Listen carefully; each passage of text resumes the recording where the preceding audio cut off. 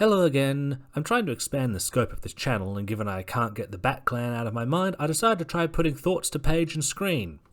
Now, those not super familiar with comics might or might not be aware of how the canon of comics lore can shift and vary over time, somewhat expected given the long timeline and myriad of writers.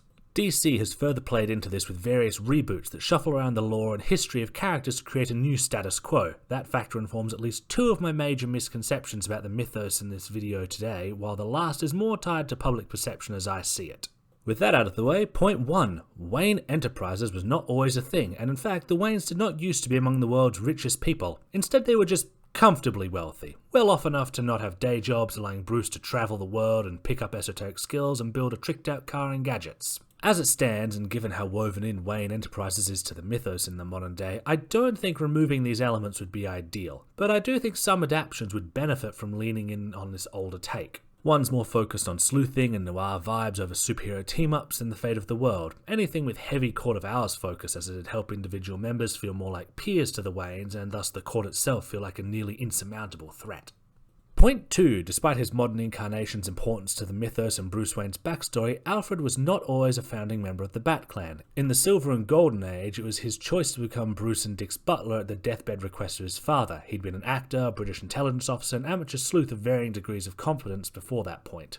He also died briefly and became the villain called the Outsider, but I digress. It wasn't until the New Earth era, the second to last reboot DC enacted during the 80s, that he was woven into Bruce's backstory as a father figure. As with the Wayne wealth, I don't think reintroducing this element would benefit the Bat mythos all that much, but I could see some adaptations benefiting from it. Providing his caretaker wasn't Leslie, Bruce would likely end up with the Canes or someone in some other form of wardship, which could end up being very damaging. From my understanding, the original incarnation was a basically forgotten aunt and uncle at this point, but they don't really matter. I think a no Alfred or Leslie adaptation would benefit stories where Bruce starts off masquerading as a monster or otherwise acting in a more warped and unhinged manner than is typical. Honestly, the fact that Alfred's role is so relatively new makes the number of appearances he makes in media, especially live action compared to, say, Robin, feel very strange to me. Nothing against him, of course. When properly utilised, Alfred's relationship with Bruce and the extended family is honestly fascinating, but still. Anyway, on to our final point.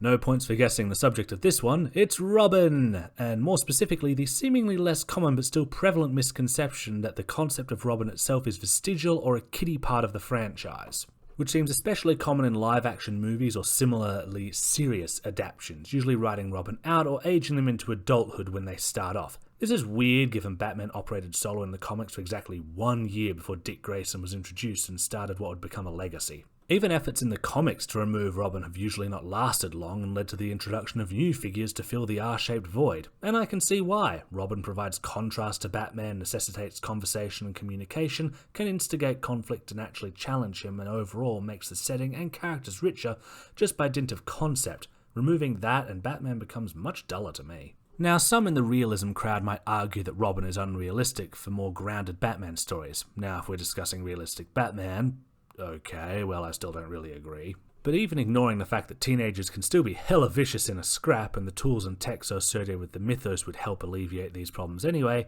there's still a way around this. One of those ways is actually my favourites. It's inspired by some neat fan art that leans into the more unhinged and dangerous versions of Bruce, a subject I might do a video on in the future, but not right now. Wherein Robin serves as lookout and a sort of sniper. One can replace the rifle itself with a sort of staff, spear, crossbow that serves the same function. Basically, Robin works so long as the writers are willing to engage with the premise and the characters and adds a great deal to the setting, while removing it helps no one in my eyes. And that is that for now, at least. Thanks for tuning in. If you like this video or my other work, please feel free to swing by my Patreon or Ko-fi to help out with my bills. There you will find 3D art, stories, and scripts for future episodes. That's all for now. Bye!